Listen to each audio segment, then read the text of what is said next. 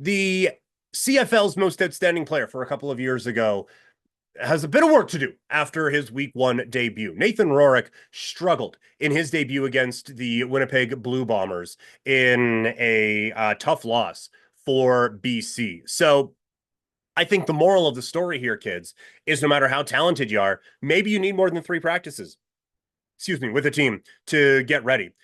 This team is actually quite a bit different than the one that they had a couple of years ago that he was able to really put on that type of a show with. And so I think like it made sense to give it a go, right? And like I said in the predictions, 75% of Nathan Rourke is better than most quarterbacks in this league. It just we were further off from 75% of Nathan Rourke than I think we all thought. And my initial thought was, man, maybe they should have just kept Dolegala around for one more week. I don't think what we saw from Rourke was that much worse than Dolegala. This was just it was a difficult matchup to go into. Winnipeg's defense, we've talked about it here for a few weeks. Winnipeg's defense is actually quite good. Tyrell Ford is a stud on that defensive unit. Big Hill getting banged up hurts, but this is still, I think, a good defensive football team. And they really put a lot of pressure on Rourke, and he did not handle it all that well. I still think he's going to be fine. I still think the Lions are going to be fine. But you look at it now, he doesn't really have a whole lot of runway to be working with at this point. BC plays Ottawa on Saturday, so they get a bit of help there Sunday to Saturday. That's not the worst turnaround you have in the CFL. Riders are going Friday to Thursday with facing a team that was on a bye. Winnipeg plays on Friday. So there are certainly worse turnarounds. They get that one. But BC now, all of a sudden, they are in second place in the West and are a bad week of results away from being in fourth because Winnipeg and Calgary are right behind them. And so the pressure is on Nathan Rourke immediately to go out there and try and get the job done. But the West, man, is so crazy. There are two teams in the West who have a positive point differential right now. Does anyone want to take a guess at who that may be? I'll give you one. It's the team with the lucha mask right there in the Saskatchewan Roughriders. The other one's Edmonton. Aside from that, Calgary is quick math -44. Sorry, Winnipeg is ahead. Sorry, apologies. Winnipeg is +11 after this week. But BC's -15. And Saskatchewan is +11.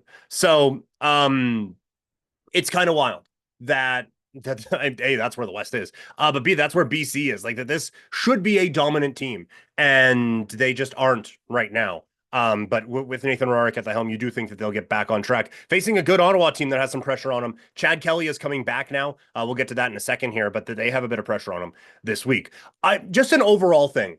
I don't get why teams are so timid about going forward on third down in the Canadian Football League. And I feel like they use the the clock's different as an excuse to just punt the football away with a minute and a half to go in a game. Like, did what we could, took 28 seconds off of the clock. Good for us. The field's huge in the CFL.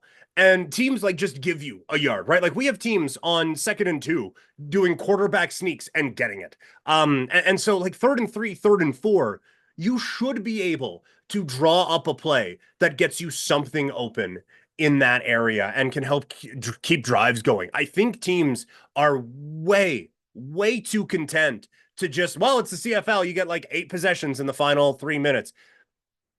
We just have to run the ball up the middle and there we go. That just seems like such an antiquated way of thinking about things. And defenses are ready for it.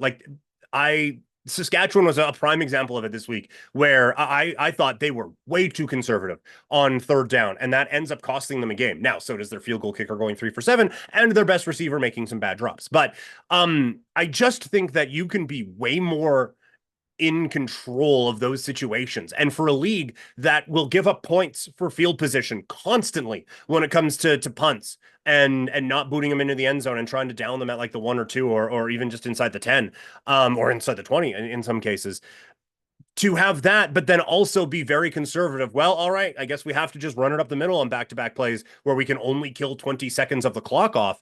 I find it weird that the NFL way of killing the clock, where you run the ball up the middle a few times and just hope for the best, sticks around. But you don't follow the NFL model of like being a bit more aggressive and just trying to extend some drives. And okay, well, if there is still 3 or 4 possessions left in this game, then why are we abandoning the pass and just going with a very predictable run when we can limit this and now just control the football? So I think that teams need to be significantly more aggressive on third downs in just as a general league. And I think you could get I think you could get a coach that could come in and be a bit more aggressive and actually really change how this thing works. So that was just something I noticed. But this isn't so much the week coming up, or the week that was, more the week coming up. Chad Kelly is back. And just like personally, I'm not a huge fan of it. If there was an issue, it probably should have been longer than 9 games. And if there wasn't, he should have been playing all season long. The last chance clause is really, really interesting. Like I don't think a non-star gets that. Like a left tackle isn't coming in and getting, okay, well, this is your last chance. They're probably just done. And so like it just from everything that you kind of see for how he has carried himself in this whole thing, it doesn't seem like there is an ounce of remorse. And if there is, he needs to express it and needs to, I think, express what whatever he did that got him suspended was wrong, because like obviously something happened or else he wouldn't have been suspended. So I think there needs to be an acknowledgement like, hey, what I did was wrong. And these are the ways that I am growing and learning from it, instead of, oh, it's a second chance. Everyone, would you not want a second chance? Everyone deserves a second chance. I think you need to show that you deserve that second chance by proving that you learned what went wrong with the first one, right? So hopefully he comes out and very eloquently puts what went wrong and what he needs to change. But until then, like I don't like it. I just don't like it. Now, from a purely football standpoint, this is a major boost. The Argos have been dreadful to watch offensively all season long, but are still just 3 points back of Ottawa for a home playoff game. If he can make this this offense even just average, then with how this defense is playing, it's a major step in the right direction. And they have a lot of weapons that have not been maximized with Dukes and with Arbuckle out there. Kelly at least can do that. And that gives the defense a bit of time to be able to kind of build some things up and at least get a bit of rest. So I think, again, from a football standpoint, it's massive for Toronto. From a personal standpoint, a lot of work needs to be done for me to be okay with this whole entire situation. So that's a story from the Canadian Football League.